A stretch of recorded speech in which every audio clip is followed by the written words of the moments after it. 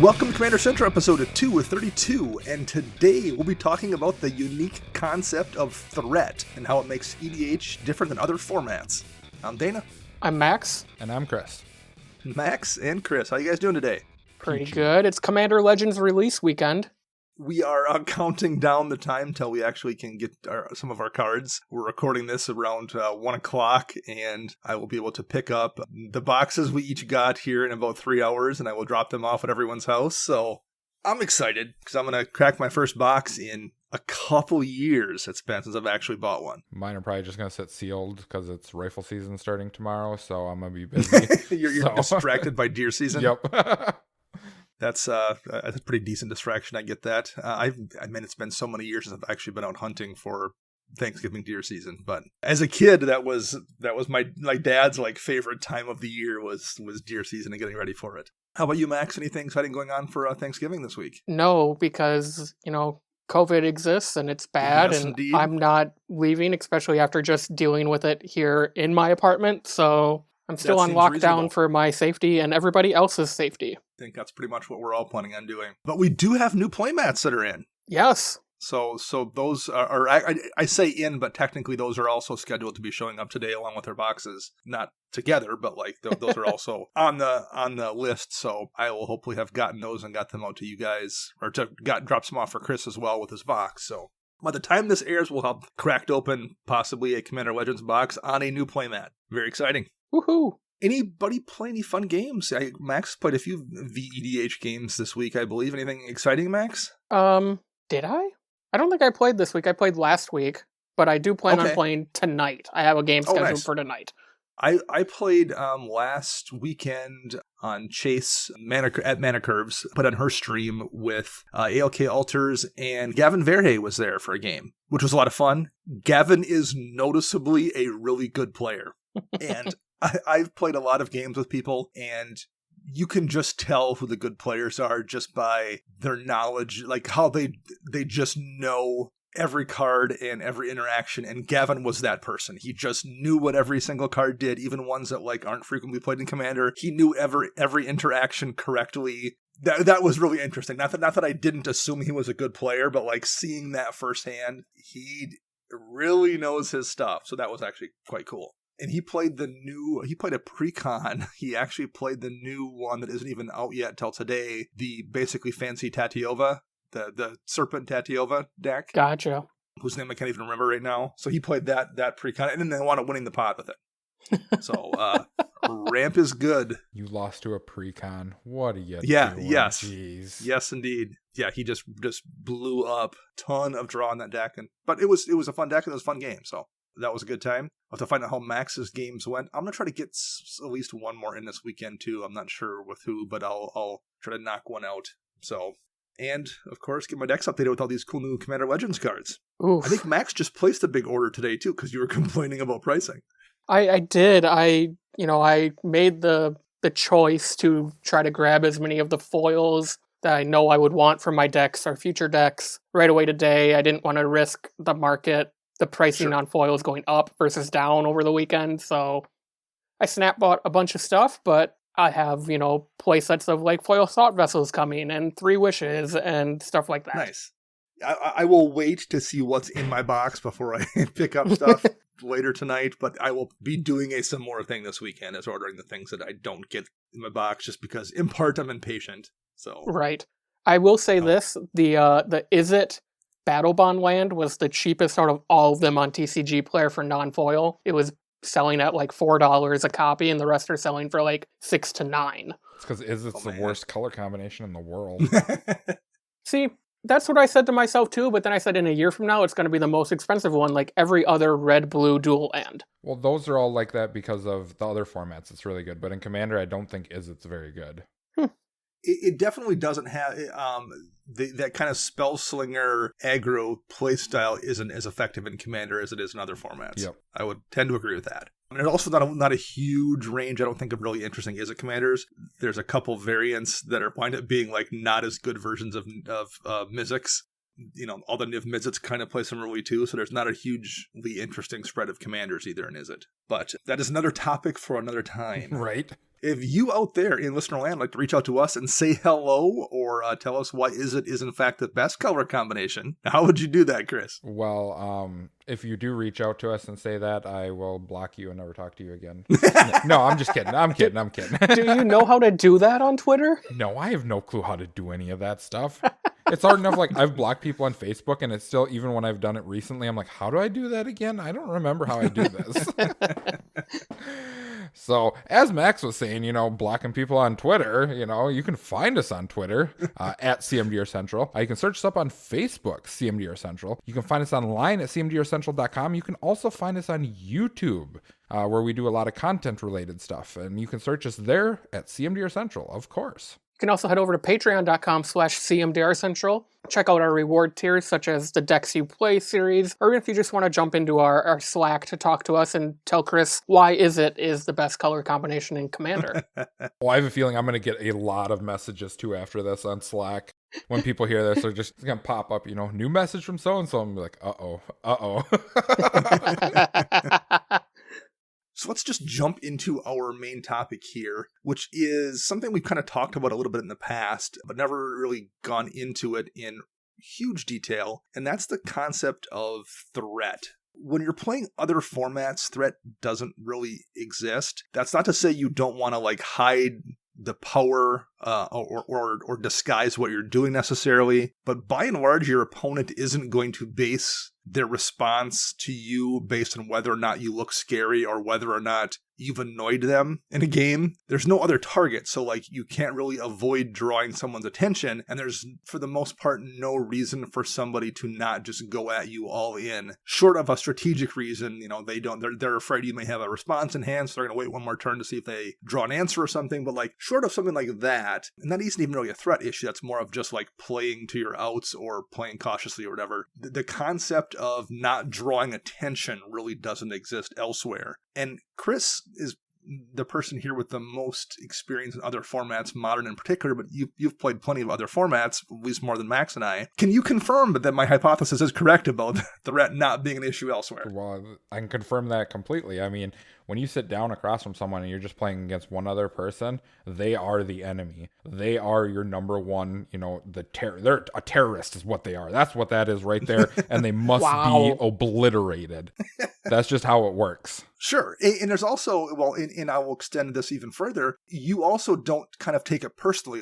There's not a situation where you're like, man, that person was really annoying last game, or I need to make sure I take them out because I don't like playing with them. You don't have it, like I said, that doesn't work that way either. That's not completely true. I mean, there are a few people that I play with regularly that at tournaments and when I sit down across from them, I look at them and they just have that attitude and they'll have little snippy comments and stuff. And that's the person you want to beat the most. You're just like, I want to just prove to you, that you're not as great of a player as you think you are. And you want to beat them, but it doesn't really change what you're doing in the game. No. You're still going, you're going all in really no matter what. No, it feels better when you do beat them compared to some random other person. I definitely have been there before. I understand that. So let's dig into this here a little bit more and talk about it, at least in terms of Commander, because there's a whole lot of different ways this plays out. And the first thing what we can talk about maybe is the things that generate threat in Commander, or at least draw attention to you or make people see you. There's a lot of different ways you can phrase that, and maybe it takes a lot of different forms. The first one is the commander. That's the very first thing when you sit down, for the most part, somebody sees when you flip over what your commander is. And from the get-go, at least in my experience, that kind of affects how people are going to respond to what you do in the game. Yes. Is that how you guys respond when you see that? Max, is there any examples of that you can think of? Yeah, I tend to try to avoid the whole, bullseye commander assumptions, but when you see a Corvald or a Chulane or, I run Brago, when people see Brago, they assume the worst. And I still don't think Rule 0 solves the problem. You could say I'm running, Golem Tribal Brago. They're still going to hear Brago and kind of Charlie Brown teacher the rest of that conversation out and just say he's playing Brago, they're going down. I have a perfect example of that, and that's when I built Narset Enlightened Master, and told you guys prior to this, all it is equipment. That's all it is. There's no, broken things or anything in here. And still it was a straight out targeted game because I was playing Narset. Sure. And that was a long time ago. That was a very long time ago. but talking, we'll use Corvald, which Max mentioned. If you sit down at a table and the first person flips over Corvald, and then the next person flips over their, say, Widewind the Biting Gale, and the third person has Dalikos, Crafter of Wonders. Not that those aren't like effective commanders in some environments, but the Corvald deck is just going to accidentally draw a ton of cards and turn the commander into a one-shot monster, just without even trying to do that. Versus Dalikos, okay, it's a mana dork for artifacts. That's effective, but that's a whole different thing than Corvald. Same with Woodwind the Biting Gale, it can do some flash shenanigans and there's a few combos there, but it's not nearly as effective at that kind of thing as Corvald is. So you are just going to immediately be putting, at least I'm immediately assuming the threat at the table is that Corvald player, and man, those other two decks are going to have to do something really, really impressive to make me focus on one of them over Corvald. Yes.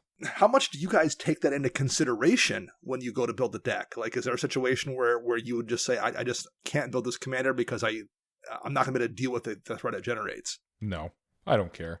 Bring it. I'm ready for everything you have. How about you, Max? Yeah, I tend to agree with Chris there. I don't think about it when I build a commander from that point of view, how big of a target is it going to put on my back? Sure. I do think, though, if you want that challenge, I think that changes how you build your deck. If you know you're building, we'll use Corvald again, if you know you're building Corvald, you're probably going to build in some ways to protect yourself. Granted, you're in Jund, kind of a little harder to do than something in green-white, white-blue, anything with blue, essentially. But I think you need to be cognizant that that issue is going to be there when you build a bullseye commander or a very threat-inducing commander, but I don't think it should warp how you build your deck or the game you want to play with that deck. I think the one way it would warp it is if you build a commander that definitely is going to draw you attention. It makes it almost harder to play that, hey, it's Narset with equipment, because when people do come at you because of the commander, then your deck is even less capable of handling it. So I would say that's the weird exception, is those commanders that draw all the threat are ones that you almost can't power down. Number one, because so many times they just accidentally generate a ton of value anyway. But number two, the second people either don't care or still think you're the biggest threat just because of your commander, then your deck is even less able to handle that. So you wind up kind of maybe having to even power it up more than you intended just to survive. Yep. Which then just feeds into the fact that it's a threat. It just is a feedback loop then. Yeah. Myself, I do. You guys all said you don't take it into consideration. I very much do. I don't want to play a commander that immediately makes me the archenemy when I sit down. I like having one that flies under the radar myself. Well, see, probably a play style thing, but the upside to that, because a lot of those decks I don't build anyways, and my reasoning behind it is more of they're so popular. And I don't like playing the popular type of deck, so I avoid that. And that just so happens that falls into places. Those are usually the super powerful commanders. That tends to be also the case with me as well, that I just accidentally tend to avoid them anyway because they tend to be popular, so that's also part of that. Yep.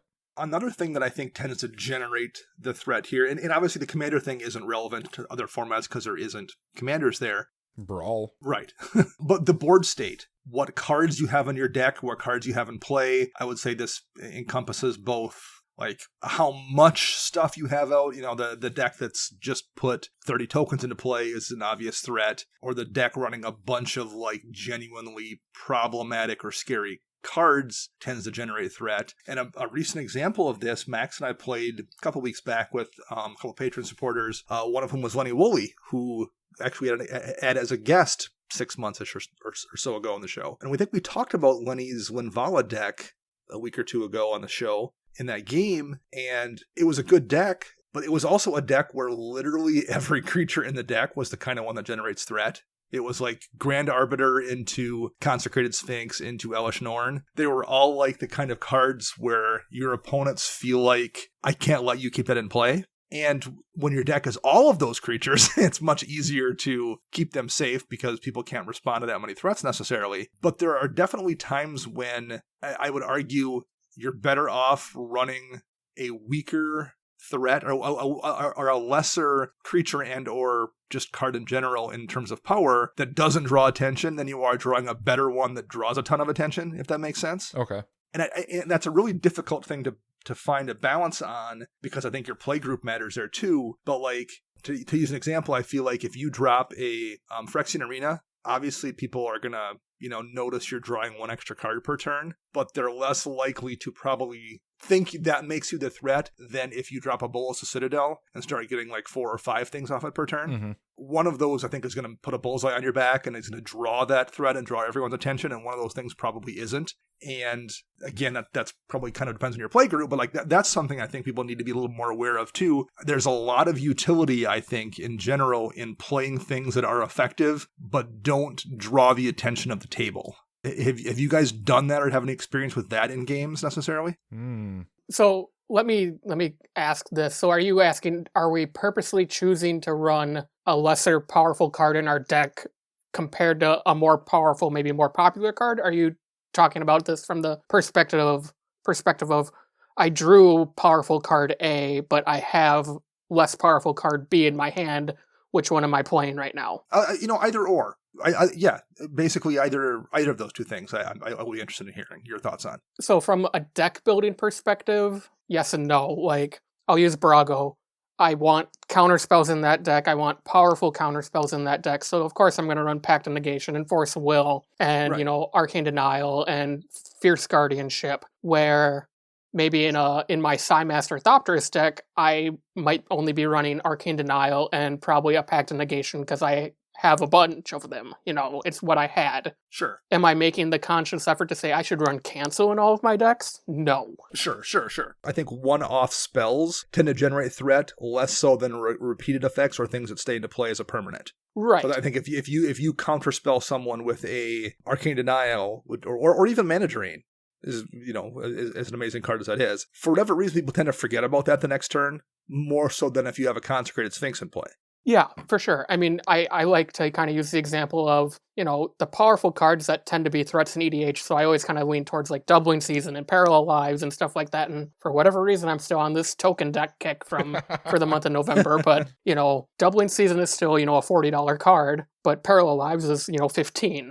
Right. Maybe it is just worth running Parallel Lives and not worrying about Doubling Season, where you can get something like Pure Imaginative Rascal to compensate for the counter portion of Doubling Season. So I think it comes down to the deck building philosophy of what you can and can't afford, what you are choosing to run. And I think when it comes to the super powerful permanents, there's enough redundancy to where maybe you don't have to run that Consecrated Sphinx. You can run Teferi's Ageless Insight or something like that. And those aren't exact one-for-one switches, right. But it's the closest I could come up with off the top of my head. You can run Branching Evolution instead of Doubling Season, stuff like that. So I think there are definitely cards when it comes to those most popular, most powerful cards that are kind of staples, quote unquote. You do have the option to make choices not to run the premier S tier card. Maybe run the A tier or the B tier version of it. Well, no, the Branching Evolution actually is a really good example. If someone's playing some kind of a deck that interacts with counters and they drop a Branching Evolution, obviously I don't love that because I'm like, okay, what kind of, what creature that would normally be a 6/6 is now going to be a 12/12, or that would normally be a 12/12 is going to be a 24/24. That's not great, but I also feel like, okay, I can maybe deal with that, or at least I can survive a few turns if that's in play, versus a Doubling Season where I'm like, okay, is that person going to drop a Planeswalker right now and auto-ult it? I can't let that happen. I have to deal with a Doubling Season, or the person's going to get an emblem for free, and I will never be able to overcome that. So I think that's actually kind of a good example where the Branching Evolution is a card that's really effective, but I don't feel like it's going to draw the attention that Doubling Season draws. So that's a good example of that. How about you, Chris? Is this something that you ever think about when you make a deck, or can you think of any examples where you've responded differently to one card versus another one because of the threat generated? I don't ever really think about this when building. Okay. As I've told before, I'm usually a builder of cards that I already have, and then I tweak it from there. So sure. If I have a Consecrated Sphinx, I'm going to slap it in the deck. I'll play it. It doesn't bother me if it, draws threat from, whatever the other people, they hate it, because it's just going to get you value. At least get you value usually for one turn. Right. Which is worth it, in my opinion. 2 extra cards, that's phenomenal. As for seeing things versus other things, not really, because usually when I'm playing, I base most of my play off of the commander that I'm playing against. Because you just know, like 80 to 90% of the time when someone flips a commander up, basically what that commander is going to be doing. I mean, randomly you'll get, John over there who built a random deck, this commander's super powerful, but guess what? It's doing something that you never thought it would have done, and they never actually play the commander. They just wanted the color combination. Right. So, I mean, usually that's how I play my games, is basing it off the commander and nothing else, and watching how the board state plays out. Because you got to think, you're not just playing against just them. You're playing against 2 other people, too. So you can't be willy-nilly flinging my Path to Exile over on that guy when... Sure. The next guy drops a Gulta with Concordant Crossroads out and comes at me, and I'm just like, well, there that goes. Well, how about any specific strategies that either draw attention when you've played them or made you swing other people harder? Things like stacks or heavy taxing or a heavy discard are ones that come to mind. Does that alter, like seeing those strategies in play, does that alter how hard you go at somebody else, Max? I think it more of the annoyance factor than the strategy itself. Like, if you're playing against, I know what you mean, for sure. If you're playing against like a mass discard deck in Commander, that's hard to do to the entire table. Granted, that archetype has gotten a little bit more support in the last few years, but you still, most of those say target player, so you need a way to copy the spells and whatnot. So like, if I'm the only player being targeted by that discard deck for, what I would say is no good reason. What if I haven't really done anything all game because they've been limiting my hand down to 3 cards every turn? Yeah, I'm going to be annoyed by that, and I probably don't want to play against that deck again. Or, maybe have the conversation with the player, like, why was I your target? And if they say, well, your commander was really scary, okay, that's what we're talking about here. They were threatened by my commander.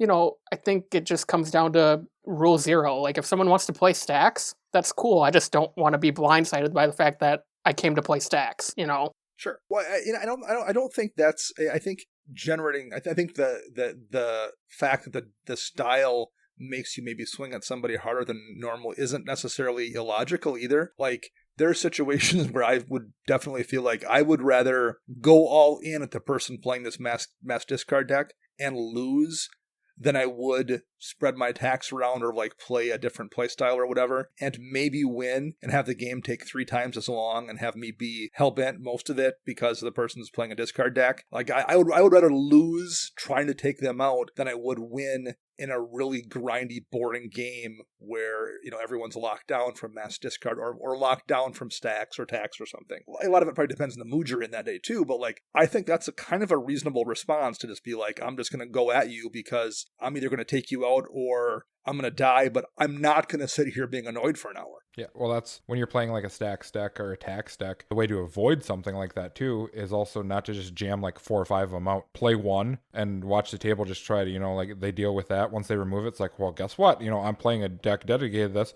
I'll just play another one. Then you're not drawing massive threat. And you can absolutely slow roll that because an example I have here in my notes, but this is a card I know Max plays for sure, is Aura of Silence, which makes your artifacts and enchantments cost 2 more. Aura of Silence is annoying, but it doesn't make your deck annoying necessarily. It doesn't make me want to swing at you. I will try to deal with the Aura of Silence by forcing you to crack it or do something with it, and it definitely impacts my plans. But it's 1 card and it's 1 tax effect, and it doesn't necessarily make me say I have to take that person out, versus dropping an Aura of Silence along with a Tabernacle at Pendra Vale and Smokestack and everything else. A Blind Obedience and a Smokestack. Right. Like, a bunch of those things simultaneously is absolutely going to make me want to take you out. Versus like just 1 or 2 of those things here or there, you can absolutely slow people down without making them put a bullseye on you to take you out instead. Yep. And where that line is probably different for different people in different play groups too. I don't know if you can definitively say, one deck flies under the radar in a way another one doesn't, because I think it just depends on who you're playing. And even the same people might respond differently from day to day depending on their mood and what have you. But I definitely think it tends to be more effective to fly under the radar than it does just to like draw everyone's attention to the fact that I'm going to grind this game down to a halt. Yep. Well, yeah, and then when cards like that are played or whatever, there's it becomes tricky and, it results down to a fact where you just, ask yourself a few questions, like what phase of the game is this in? If it's early, mid, or late game, if this is late game and they start playing these stacks effects, everyone else should already be so ahead, it's like whatever. Right. Next thing you ask is like, who's the commander? And we'll use a instance, we've been talking about doubling season. So if someone's playing Gave and they drop a doubling season, that's immediate threat. Now, if someone's playing, let's say they're playing Gulta or something weird like that and they drop a doubling season, you kind of look at them cross-eyed like, what? You know, I mean, that's where like different threats come from. Yeah, The other thing is, does that card really even impact you that much? I mean, like, so let's say it is doubling season and gave or something like that. Well, if you're sitting with like a pestilence or something stupid out, you know, you're just like, oh, you make tokens, they're all going to die anyways. I really don't care. Right. No, that's a good point too. And then another thing you think is, you know, is this card annoying? And yes, this is a question you have to ask yourself. Is this card annoying? If someone plays a Ristic Study into a Smothering Tithe and Mystic Remora, and they're just like, you pay for that, you pay for that, you pay for that. And it's just like, pay your 9? Did you pay your 9? I'm just going to remove them so we don't have to deal with that anymore. No, yeah. I actually, like, I would argue that every blue deck, even 5 colors, is probably a better deck if it has a Mystic Remora and a Ristic Study in it. I just don't think there's very many, if any, situations where if you're able to play blue, your deck is worse playing those 2 cards. Yeah. However, I think I have 4 blue decks, and I specifically intentionally limit myself to 1 Mystic Remora, 1 Ristic Study, and they're in the same deck, just to avoid always having those cards pop up in a game, because as good as they are, they're also annoying. Well, that's also, those types of cards are also the ones where you need to think about, you know, flying under the radar with them. It's like, don't play them all together at once. You know, right. You just play one or the other and then sit back with the other one. And when the one gets removed, then you play the other one, you know, slide it in there, you know. So they're already used to you asking. It's just like, well, now I just have a different one instead of asking for 4 different cards. Well, we'll get into that here a little bit in a few minutes, because I know Max always wants to talk about, has something to say about sandbagging a little bit. So we'll get to that in a sec here. But the other one I think that can generate the threat stuff is the game state. We mentioned the board state in terms of things you have to play, but the game state I think is maybe a little bit higher level. Did this person just ramp out 5 straight turns and they're at 17 lands when everyone else is at 6? Or did the person just draw a ton of cards off of whatever effect? They filled their hand up and they're at a Reliquary Tower with 16 cards in hand and everyone else is at 3. Or is there an obvious combo situation, like the person has a Sanguine Bond out and they just cast a Demonic Tutor, and you're like, I feel like that might be a Exquisite Blood they just went to get. You know, that's going to change how you respond for sure as well. There's, you know, a couple different kinds, like someone has a Grave Pact out and a Sack Outlet, and you're like, well, I just can't play creatures now until I deal with this person, or at least their board state, or I'm just going to lose anything that hits the board. So those are ones I always kind of watch out for, and that definitely affects how I respond to somebody, and affects basically how I do those things too. Like, ramp is really good in Commander, but I think there's a fine line. I think you can ramp without making everyone at the table look over at you and go, oh my god, we need to deal with this person. And some people are fine with... You just play all ramp spells and get all your lands out, and that's all you play in your deck. No creatures, nothing. You just have the commander. No win conditions, and just watch how people approach you. Just like, all he's doing is casting ramp. What is he ramping for? They will absolutely target you for that, for sure. At least I would. Every turn you just cast another one and another one and another one. Yeah. But never cast that new another 9 mana one on turn 5. But I do think that's something like there's a particularly with ramp, you can thread that needle a little bit too, where you can ramp ahead of people, but you can also keep it tethered back just a little so everyone doesn't immediately be like, we need to solve this problem. Yeah, and that's also going off of what your curve is in your deck. You know, if you keep your curve lower, then you don't have to draw that threat by ramping so hard into 12 mana spells. It's like, well, then I'll just play this little nice 3 mana creature, you know, like Tireless Tracker, and then I'll cast another ramp spell, and I will never draw aggro ever from anybody. Right. Well, and I feel like, Max, how often do you have one half of your Blood Bond combo out? Or do you wait until you're fairly sure you can drop both of them in your Egdencroft deck? I tend to wait until I can drop both of them, and I try to really impose the don't tutor for either half. Like, 99% of the time I don't tutor for him because that's ultra scumbaggy, and unless you really tick me off, I'm not going to do that. Sure. But yeah, I tend to wait till I have both of them because one's great on its own, both end the game, and I just want the game to be over with. And you also don't want everyone to be then eyeballing you and be like, oh, Sanguine Bond's out, what's going to happen next? Yeah. Right. I think that also... Don't give them a chance to eliminate you. That portion right there falls into more of a playstyle/player threat scenario where, you know, and this is one of those things where you have to play with this person, you know, multiple times. I'm talking, you know, at least 20 times before you really get a feel for how they play and what they do, you know. And a good example, you know, this is a bad way to look at the game, you know, overall, but it happens. But a good example is like, so Jeff won the last 10 games by playing this combo deck. And now he shows up today, he brings out a new deck, you know, and he tells you straight up, this is a new deck. What do?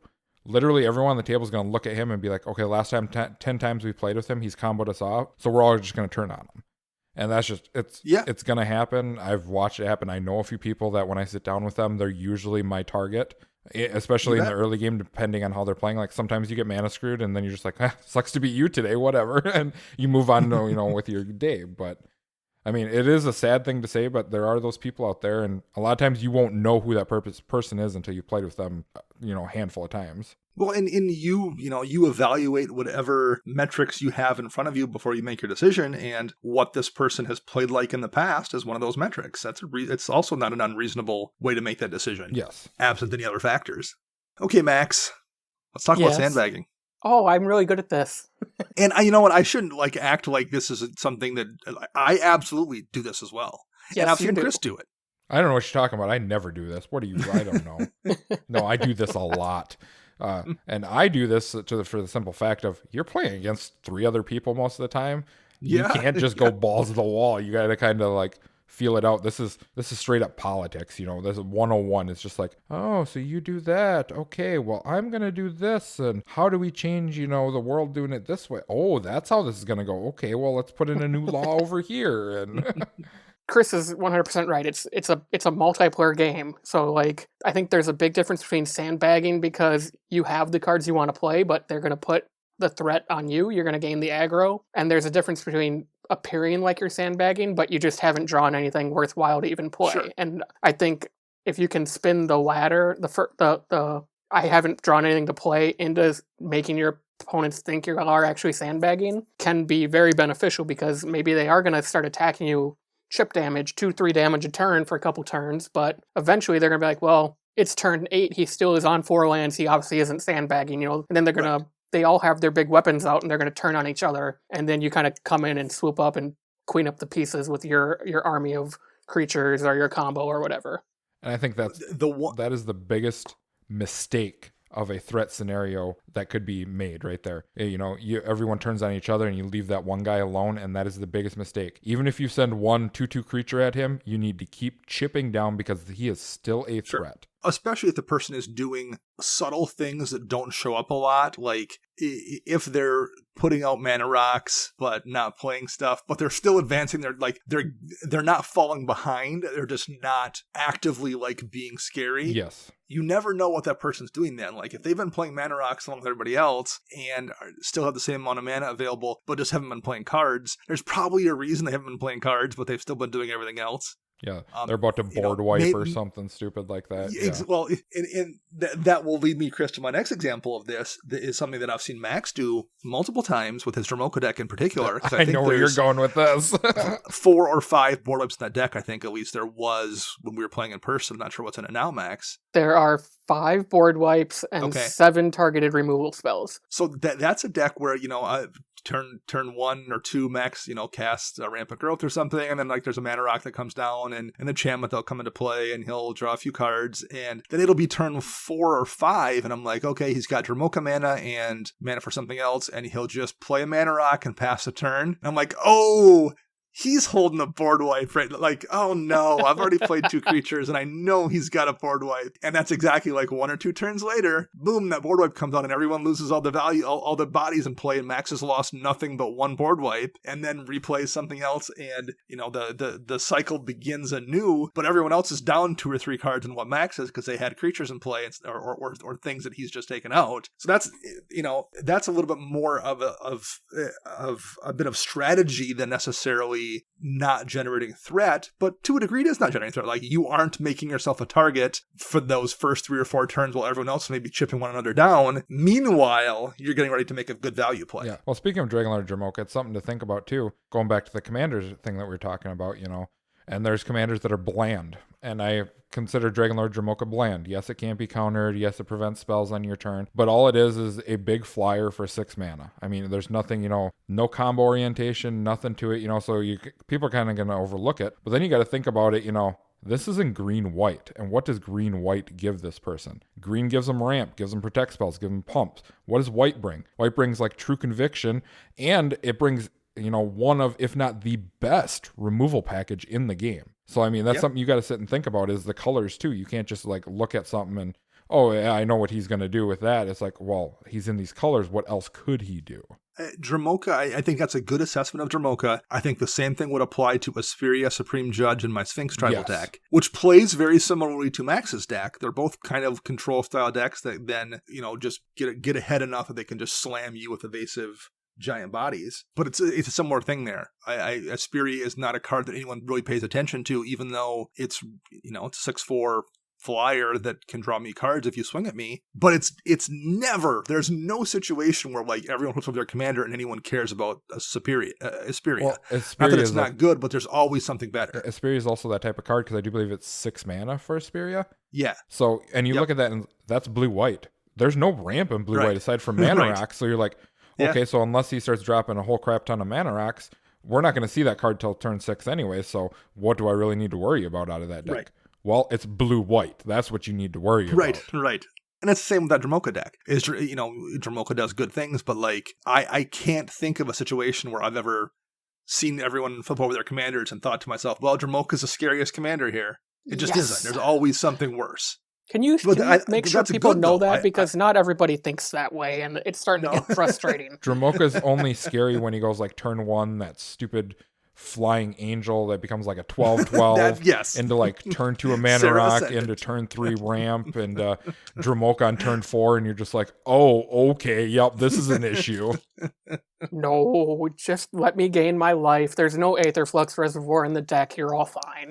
See, but that's also something that, those are like God hands, like God openings, Right. So you can't also judge that, like say you sit down and play with that person again, you can't judge that past game, you got to think back on it and be like, okay, all that threat that they generated, that was just sheer luck. That's not, because you see the rest of the deck throughout the game and it's like, that's not really what's supposed to be happening. Yeah, exactly. Now, if they do that for 4 straight games in a row, that's a whole different problem that you should probably address. Right. Well, I would guess Max's Ragnar Krav deck is pretty good, but I don't know if the cards in that deck are that different than what you would see in an original Teysa deck, Teysa Envoy of Ghosts. Yes. Teysa makes tokens. There's a lot of sacrificing of that stuff going on to make more tokens. It's not that different, I don't think, in what the lineup would be compared to Max's Ragnar Krav deck. However, because Teysa is such a combo machine with, is it Darkness? No, not Darkness. You ran it. You ran it in yours. I took it out pretty quickly too for that reason. Wasn't Darkness the Black Fog? Yeah. Blasting Station. No. Because then you sacrifice the black creature to make the spirit. You bring Resembling Sick out in black back. Blasting Station does its thing. Like you had a few of those loops in there. But there's one really good one. And actually, I said the wrong Teysa. It's Teysa Orzhov Scion instead of Envoy of Ghosts. Both are good. Orzhov Scion, yeah. But Orzhov Scion has a Darkest Hour combo, which is like a 1 mana black enchantment, and you're in black and white, so it's super easy to tutor it up, and then it's super easy to go infinite from there. I think Max could play mostly the same deck with that Teysa Orzhov Scion, but I think the threat he would generate with people just like waiting for that 1-card combo, because people, when I played that deck, that was something I often heard from people, like, is Darkest Hour in here? Like, that was their first concern. You don't have to deal with that. And you're also playing 2 commanders that cost 6 mana. Is a 5 and 6 or 5 4 and 6, yeah. So people also like, well, I have a few turns. Not that they aren't good cards, but like there's also a few turns before you worry about seeing them. It's just it changes the whole vibe of that by playing those 2 commanders versus playing Teysa and how people respond to that deck. Yep. Right, and both of them, they don't do anything when they hit the board. Where the Teysa, if it hits the board and you have any sort of way to generate value, the game's over. Where Regna, I need to gain life somehow that turn once I cast her. Krav really needs to eat something and have some sort of evasion put on him, so it's a multi-step process where Teysa is a combo machine. So that's kind of where my notes hit ran out. If you guys have anything else you want to throw in here. So some of that we kind of didn't talk about, but Chris has mentioned it quite a few times throughout the show is, EDH is multiplayer, so politics get involved where they don't get involved in a 1v1 format. So, that doubling season might be threatening to you, but you could probably use politics to have your opponent get rid of it, or really put the fear into them to make sure they understand it is a threat and it should be removed, hopefully saving you from using your own resources. And I think the reverse could say, like, if everybody's talking up your commander, you can be like, well, no, guys, it's not bad. You can make deals. I think there's just a lot of ways through the multiplayer format using politics you can maybe lower or heighten the threat based on what you want done in the game. Yeah, I mean, there's definitely many ways. I mean, I have that very similar thing in my notes as well, on to, the questions that you ask yourself, and the final question I always have is, who are the other players that you're playing with? So you look around the board and say two people are playing green, one guy's playing white, and you're playing mono blue, and someone does drop, like a True Conviction or Cathar's Crusade or something. You can't really take care of that unless you have a counterspell. So you got to sweet talk the other people into realizing what that's going to happen with that card. And you're like, you have the colors to deal with that, I could do something, later in the line, and take care of something else, so if you can remove that, I could fly through and kill this guy or whatever, I mean, that's where the politics come in. In a single player modern game, when your opponent drops a Valakut and then they're going to do escape shift or something, you just lose. Well, right. Either you can answer that or you can't. Yes. And that's just what it is. Like, either you can solve that problem or you can't solve it. But either way, it's going to happen. It's right there in front of you what the result is going to be. That is not necessarily the case in Commander. When that threat comes out, the person playing the threat has to consider more than just you. They have to consider, okay, am I going to draw the attention of 3 people? And are they going to be able to respond versus just the one person? So you have to determine whether or not, like, the eye is always going to be on you in 1v1. The eye is not necessarily going to be on you in 3v1. Yes. Now, if you're playing a Valakut and you escape shift, but even then, in a 1v1, that's going to kill you. And in a 3-player game, it's going to kill one person. Yep. Probably. It's probably not going to kill all 3 people. So that also changes things in terms of how they're going to respond to that particular threat. So that's a really valid way to look at it there as well. Yep. And also, we're talking about threat versus, 1v1 versus multiplayer. You have limited resources in a multiplayer game because you're facing off against 3 other people usually. Yeah. In a 1v1 game, if you have 20 removal spells, you can jam them all at the single person. And in that multiplayer game, like I'm saying, 20 divided by 3, what is that? I don't even know. My brain doesn't work today, but it's not a lot. So, I mean, it's not like you're going to be able to just take out everything that comes into play. So, I mean, sometimes you just got to let some stuff go and pray that it doesn't work out, in their favor and it works out in your favor. There's situations in 1v1 games where you can look down at your hand and the amount of mana you have free and say, I can just counterspell everything this person does for the next 2 turns. Yep. That's not the case in Commander almost ever, unless there's some freakish situation happening. You just aren't going to be able to deal with 3 people trying to fight through that unless you have some kind, infinite mana and the ability to loop counterspells or something. You just can't deal with all of them the way you can in 1v1. So you have to then, number 1, prioritize what you're doing, but number 2, prioritize just how scary you look to everybody else, because you just can't deal with every single person trying to kill you most of the time. Yes. This is an example of a card, too, in terms of threat, I guess. And I'm wondering if you guys have any specific examples of cards you run like this. Years ago, when I first started playing, Chris mentioned Gave Girdle of Spores. We had a friend that played a Gave deck, and a card that I always loved in that deck was Awakening Zone, which is an old enchantment no one from the ever first plays Eldrazi that block. Anymore, neither. Right. And it makes a 0/1 Eldrazi that you could sacrifice for a mana. And it was a token deck, this Gave deck, and he had Doubling Season and Parallel Lives, so there was plenty of times that would be making 2 tokens a turn or something that he could then sacrifice to do Gave stuff or for ramp or whatever. It was just a really good card in that deck. But there was also a bunch of times I would be holding something in my hand and then Awakening Zone would come down. I'd be like, I can't remove it. I want to remove it. I know it's going to be good, but I know there's 14 other cards in this deck that are worse than it, and that I can't, I can let that Awakening Zone exist for 5 turns, and he's going to gain a bunch of advantage, but it's not going to kill me, and he's got 14 cards in this deck that if he plays will kill me, and I can't remove it. I just can't. I can't afford to remove it with my 1 removal spell, knowing that there's a good chance he's going to drop one of those other 14 cards that will win the game. So that's something I remember noticing that really early on in playing Commander, and I really liked finding those cards that do that, those ones that really kind of toe that line between being very effective and putting your opponents in a position where they feel like they can't justify wasting a spell to remove it. So that really, I think maybe noticing that early on informed a lot of the decisions I make when I do build decks, because I very much like those Awakening Zone style cards that are effective without necessarily making anybody at the table take notice of them being effective. Yeah, because there's 0/1 creatures. I mean, honestly, you look at it, it's what's a 0/1 creature going to do to me? Oh, he can sack them for mana? Okay, whatever, but that's where you need to sit and think about the long game, and Right. if you are facing, a Gave is what we're saying, he needs 2 mana I do believe it's 2 mana or is it 1 to activate his ability or whatever. I think it was just 1. Yeah, so, well, there's that 1 mana right there. Right. Well, Gave also costs 5 mana, 2 colorless, and Abzan or whatever it is. Well, okay, so the next turn when he kicks one of those out, he has enough mana to cast Gave then, and then that's something you got to think about too. So it's Right. all about, the board state and everything else. And so speaking of cards like that, though, as well, that's where it comes down to card knowledge. Mm-hmm. And that becomes hard because, as of right now, we don't have any of the Magic Fest or anything. So you're not playing with random people. You're playing with people that so you understand their decks. You know what cards are in them, that kind of stuff. Yeah. But when you go out and you play with a random person, or if you're playing online with random people, you don't know what all the cards do. So you got to sit down and assess it as it comes out and look at the commander, look at how they've been playing throughout the whole entire game, and debate if that's even worth it to remove or if it's worth it just to let it sit and play out. Because you might just be able to kill them no matter what and just let them do their weird shenanigans. Yeah, no, that's a good point too. Totally. All right, any final thoughts on this topic before we kind of wrap it up here? Nope. My final thought here, I guess, would be this does change from playgroup to playgroup and from player to player and from maybe even day to day. But I do think it is worth bearing in mind when you do build your deck that if every single card in it is going to make everyone want to remove it or you need to at least be aware that's going to happen and understand how you're going to respond to that. Maybe that's what you want to do.